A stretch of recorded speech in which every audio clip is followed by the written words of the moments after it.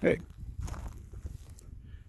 so here I am on the Awapa Plateau, just south of Middle Utah, looking in this direction. I don't know the actual individual ranges, but I know that's like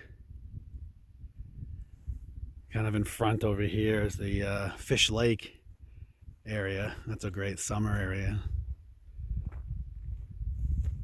And down this way is actually where Capitol Reef is.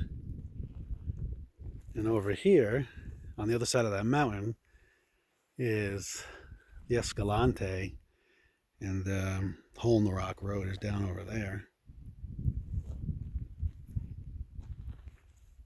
It's kind of neat to be out here. If you think this is kind of like the American steppe, if you will, you know. What's neat about Utah is it's got a ton of these plateaus, you know. And yeah, I mean, I'm on a BLM right now, and it switches over, and you can see the tree line kind of up there, and that's when it switches over to Fish Lake National Forest. All of that is Fish Lake. Actually, that's Dixie. That's Dixie National Forest, and Fish Lake National Forest is over there, and you know, on that side too. You can't really see it, but over this grassland, there's a valley out there, and that actually will take you all the way to the south. It'll take you to Bryce, and to the north will take you to the Sevier Valley, which is kind of like a small size city.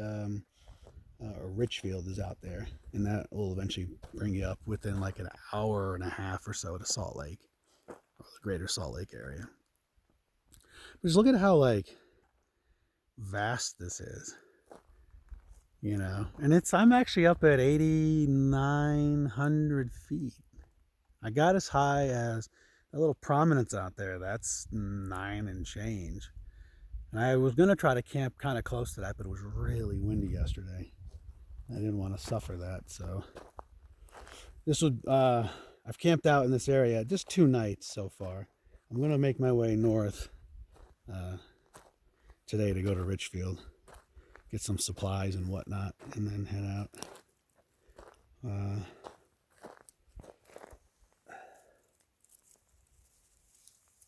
You know, it's interesting. There's not really much water out here, but there's there is wildlife, which is kind of neat. You know, like the first night I was here, the camping area I was in was just covered in elk poo, just everywhere. It was everywhere. So I don't know what attracted them to that area. You know what it was? There was a lot of moss on the ground, so they love eating moss. So that could have been it. But just as I was going to bed, you know, all I kept hearing was chirping. You know, and it's these ground birds. They're just living in like the low, the low vegetation. You know, there's a lot of stunted sagebrush out here. You know, which is, I'm sure, a lovely delicacy for a lot of animals. So yeah, there I am, just in the middle of it all. It's kind of neat just to like, I don't know, if I had like a bike or something, just to